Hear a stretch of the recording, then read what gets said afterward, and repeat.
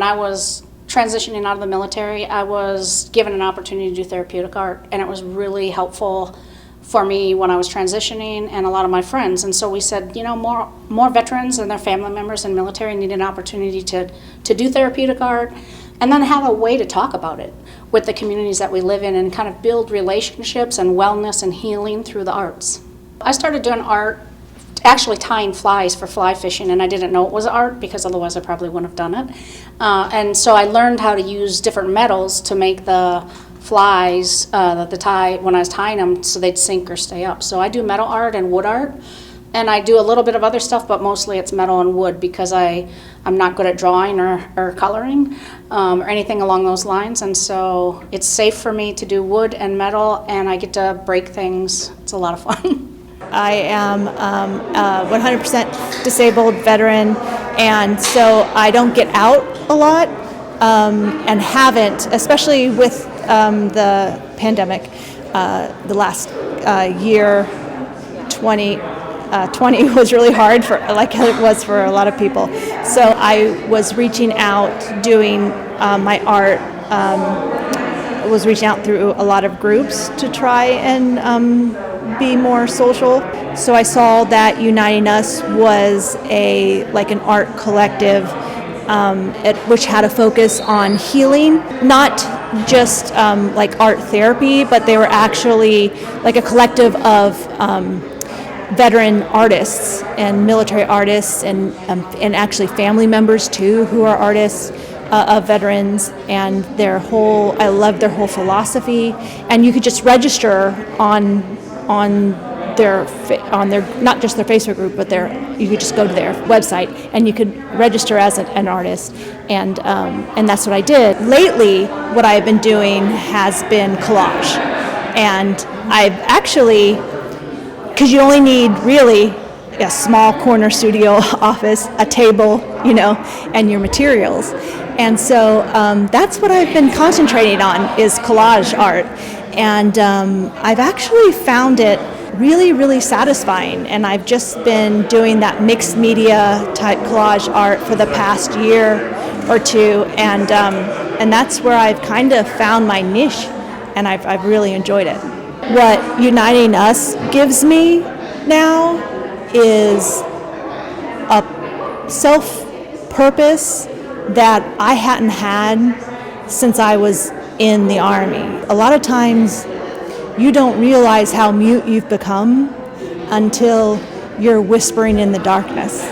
And so Uniting Us, gave me my voice again, and I'll be eternally grateful for that.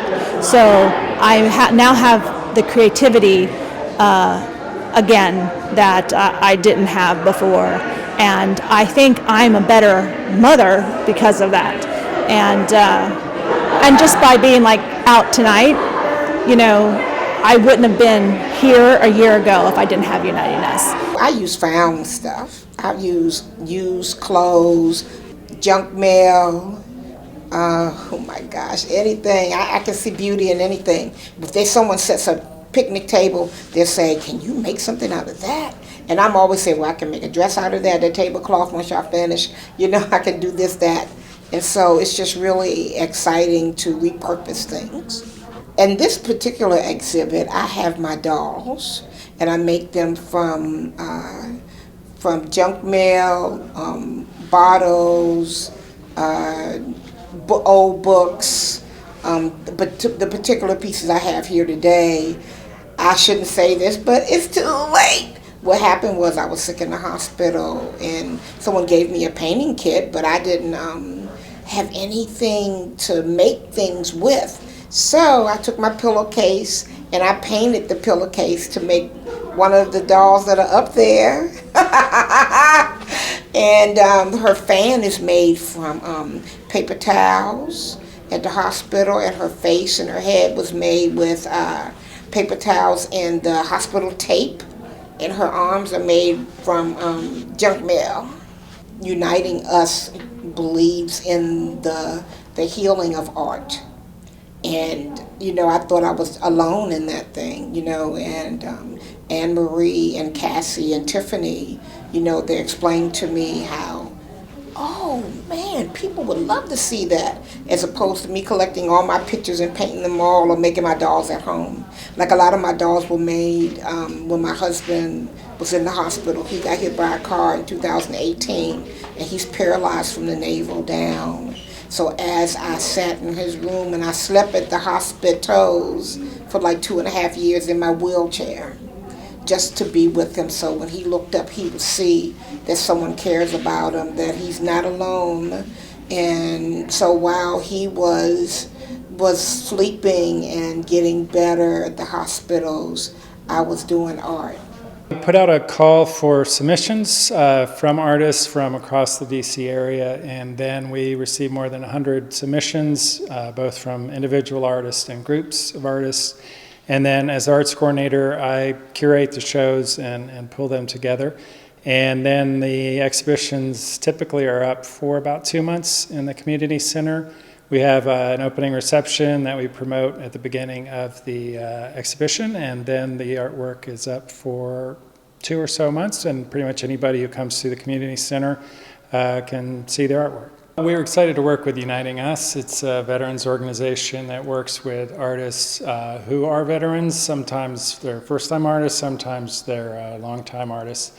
And so it's an outlet for them, sort of not only for creativity, but often for healing after some suffered PTSD or other issues relating to their service. And we were just really excited to be able to share their artwork and to provide a venue for showing their work. I'm a wood carver and have been carving wood my whole life. During the Korean War, I was living with my grandfather in Minnesota. And when I was 5 years old, he gave me a pocket knife and taught me how to whittle. And now I'm still whittling, and I even teach whittling.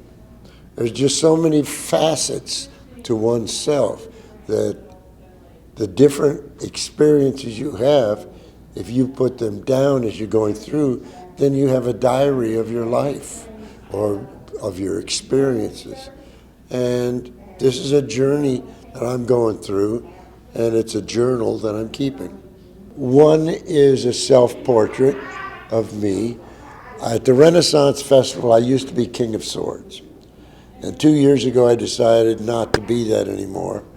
So I took a Bible verse, Isaiah 2:4, and they shall beat their swords into plowshares, spears into pruning hooks, and study war no more. And so that's me at the anvil pounding a wooden sword into a plowshare.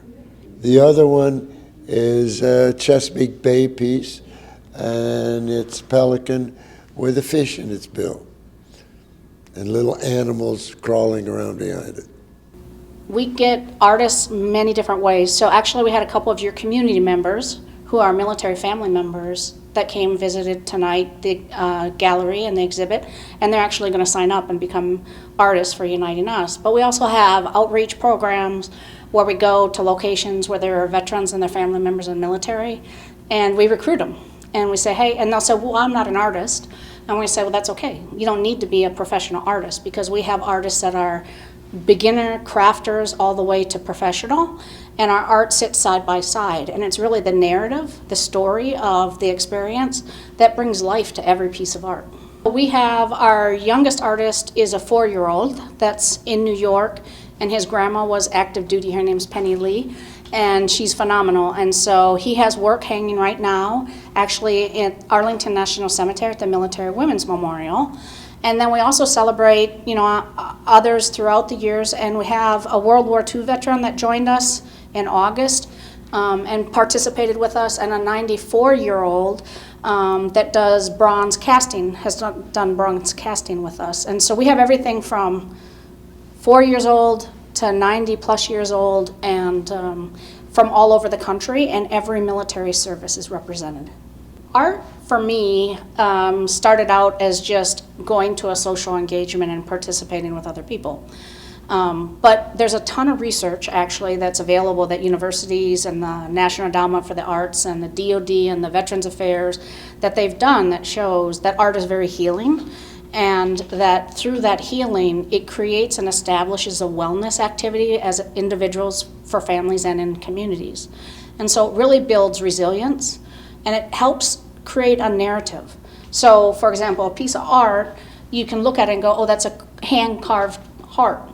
But really, what does that represent? And so before I do a piece of art, I may not know, and then as I'm creating it, my ability to tell that story and to explain what it is helps me understand how I'm feeling or my experience that I had. And we have artists all the time that say, I had no idea what I was doing, and as I was doing it, I realized what I was thinking, what I was trying to overcome, and they do it through making art.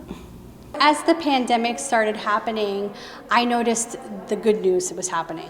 A lot of the good news that was happening was the art that was happening. Anne-Marie had a really beautiful exhibit that had Norman Rockwell paintings at the Women's Museum, and I just thought, how fabulous is this, that veterans art is also right next to such an iconic figure in American history. So I got in touch.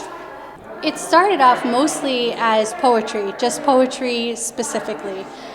Poetry and articles, because my background was in a lot of different types of writing, so I thought I'll just stick with that. But now, as you see, it's turned into visual poetry, and that came out of an abundance of different types of workshops. One specifically was in Oxford Brookes in the United Kingdom, and I was taught by a beautiful artist. Her name is Susie Campbell. She said, you know what, let's start thinking more visually, because your words are very visual, so let's think about that as well into your poetry. So that's how that started. And from it, I started a technique that has been carried over for forever because people have been burning books. I call it burn poetry. My piece is actually called Scapegoating in the Silver Age, and it's just that. It's about the Tyndale scriptures, it's about Yoko Ono, it's about the pangolins, it's about the bats, everything that you can think of throughout history that has been used as a scapegoat for something disastrous happening. And i.e. we're in a pandemic, and so a lot of the bats have been blamed for different things, and different types of wildlife have been blamed. We've been putting blame everywhere. And so that came out in my artwork. And so I just really wanted to take that and use that as the driving force of that narrative. And so that's what I got. I actually wrote a poem, and it says, I am the vessel that holds the heart of which art lies within. And I truly feel that. I feel like because I was able to tell my story and get it from this vessel that I am and onto the page, it was one part of my journey. The next part was, okay, I don't just want to have this on a page, I also want to be able to share it visually. How do I make that come alive visually? And so from there, it became a visual piece, as you have here. And then that's sharing more of the story. And then from here to an exhibition and multiple exhibitions. I just feel like it's, like you said, come full circle. It really makes it come alive. I think this exhibit in particular is fantastic. Being able to show with other veterans, for one, it got me out of the house, and for typically housebound veterans like myself, that's huge. I really feel so honored to be a part of something like this, because really people don't know that we even exist. And doing the art helps me with my PTSD and my MST, which is military sexual trauma. It helps me from being depressed. So I do paint also. And so I have a piece at Arlington Cemetery at the Women's Memorial. I have a piece at Dulles Airport. I just really feel honored that people like the things that I do, and it keeps me from being depressed. This is a wonderful opportunity. It's a wonderful opportunity for veterans, and it's a wonderful opportunity for the community.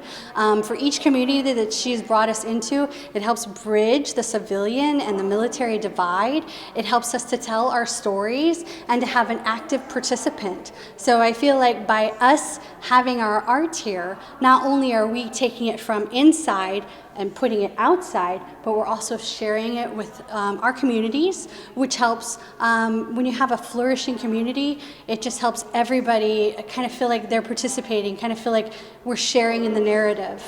This exhibit is nice. It's good to have your work shown in different places. So when we started Uniting Us, it really was about a dignified way to have veterans and military and their families be able to tell their story and express kind of their feelings and their experiences. And I didn't understand always what it was going to turn out to be, but we have artists that come in, they might not exhibit their artwork, but they'll say, "You saved my life.